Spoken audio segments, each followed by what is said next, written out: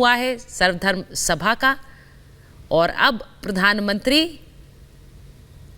अतिथियों के बीच, उन सब मेहमानों के बीच जो आज उसी संसद भवन के प्रांगण में इस उद्घाटन समारोह के गवाह बने हैं।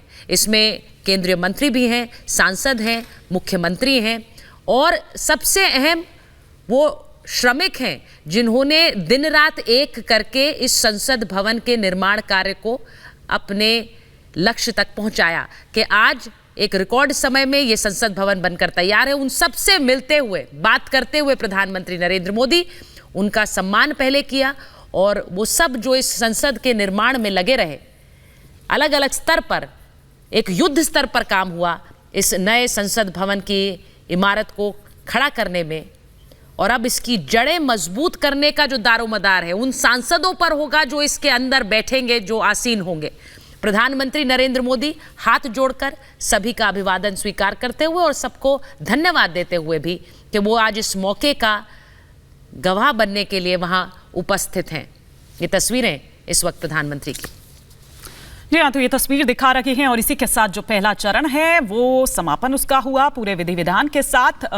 जो पूजा अर्चना है वो की गई, वो संगोल भी स्थापित कर दिया गया, वो तस्वीरें भी सामने निकल कर आई। यहाँ हमारे साथ दो खास मेहमान भी स्टूडियो में हैं। संजय मिश्रा जी हमारे साथ है, दुष्यंत नागर जी हमारे साथ है। दुष्यंत नागर जी, नए भारत की, नई संसद की ये तस्वीरें आज सामने आई निकलकर, हालांकि अभी और आनी बाकी है, लेकिन वो जो पूजा विधि विधान वो पूरा मंत्रोच्चार के साथ संपन्न हुआ। बहुत शांत लग रहे हैं आप। नहीं, देखिए, मंत्रोच्चार के साथ आपने देखा है अधिकतर जो भी हमारे संस्थान हैं या बिल्डिंगें हैं, उनका मंत्रोच्चार के साथ ही एक तरीका है, शुरुआत होती है। तो ये तो बड़ा कोई नई चीज़ नहीं है, अच्छी चीज़ है। लेकिन जिस तरह से प्रचारित किया जा रहा है कि भाई पूर्व की संसद अंग्रेजों की बनाई थी, ये हमारी अपनी संसद है, तो पूर्व की जो संसद थी वो भी भारतीय पैसे से बनी, भारतीय करदाताओं का पैसा था, भारत के कारीगर थे। और आज की जो भारतीय द्वारा उद्घाटन नहीं हुआ था ना, इस तरह की तस्वीरें, ये संस्कृति, ये परंपरा 1947 में उसको टेक ओवर एक भारतीय प्रधानमंत्री ने ही लिया था जो जनता के द्वारा चुने गए थे।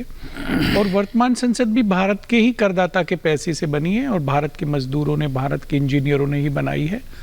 और अगर हम ब्रिटिशर्स की हर चीज़ को बताने लगे तो बहुत सारी बिल्डिंगें, रेलवे के पुल हैं और राज्यों की इमारतें हैं। मुंबई में, दिल्ली में हम देखें तो वो अंग्रेजों के राज्यकाल में बनी है, लेकिन वो भारत के करदाता से और भारत की ही हैं। उन्हें भारत से अलग नहीं किया जा सकता। नहीं दुष्यंत जी, आज जब तस्वीर सामने आती है तो पुरानी संसद ठीक बगल में खड़ी हुई है, नई संसद उसके ठीक बगल में बनकर तैयार है। तो उस पुरानी संसद को भी प्रणाम है, नई संसद को भी प्रणाम है। मुझे लगता ही नहीं है कि आज नकारात्मकता की कोई जगह भी है। नकारात्मकता की बात तो नहीं है, लेकिन आप और हमें ईमानदारी से एक विश्लेषण तो प्रस्तुत करना पड़ेगा देश के सामने। पुरानी जो संसद है वो कहाँ से ली गई है? 64 योगिनी मंदिर से उसका डिजाइन लिया गया है, उसका वास्तुकला ली गई है, जो कि भारत के महान राजा गुर्जर प्रतिहार राजाओं के द्वारा निर्मित 9वीं-10वीं शताब्दी के बीच का एक मंदिर है मध्य प्रदेश। प्रधानमंत्री इस वक्त नए संसद भवन के ठीक आगे वापस जा रहे हैं। मुझे लगता है यहाँ से वो निकलेंगे क्योंकि दूसरे चरण का जो उनका कार्यक्रम है वो ठीक दोपहर 12 बजे होगा। जो बात आप दुष्यंत जी कह रहे हैं, ये पूरी पूजा हमने देखी है 2014 में। देखिए 2014 की जो तस्वीर है, पुरानी संसद में ही वहां पर भी माथा टेक कर वो दाखिल हुए थे, उधर भी उन्होंने प्रणाम कर कर ही दाखिल हुए।